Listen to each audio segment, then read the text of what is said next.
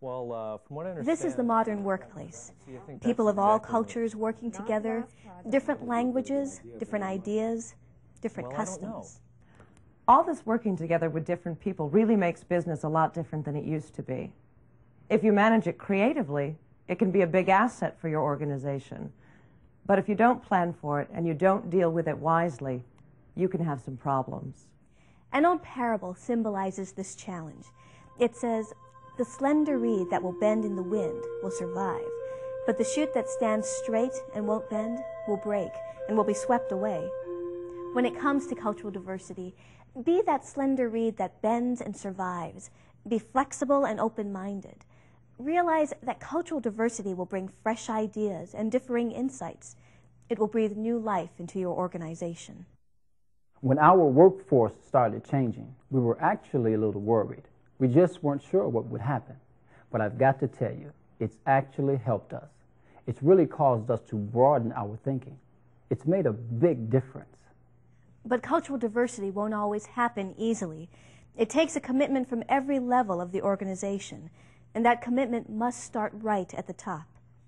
Hello, I'm Seema Sueko. The leadership must make it clear that diversity will be an integral part of the company's future. It will permeate every single thing that happens. And it will take this kind of commitment to move the organization ahead, to stay in tune with the rest of the world. That's because this is no longer an isolated, insular marketplace. We're now part of a worldwide economy, with competition coming from nearly every continent.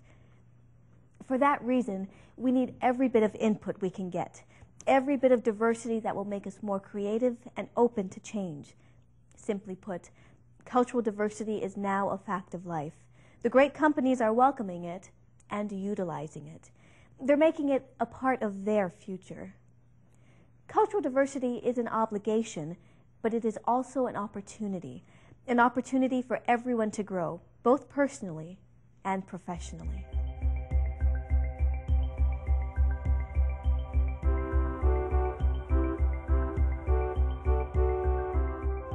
To make cultural diversity work, you need a commitment to communication, communicating like you've never done before.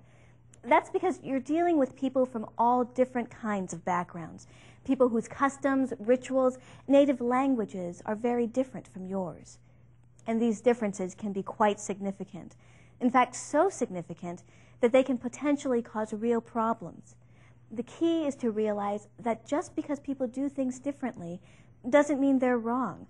They may just be looking at things in a totally different way. So try to communicate effectively and meaningfully. In fact, monitor your communication. Don't assume that people from other cultures will understand everything you say.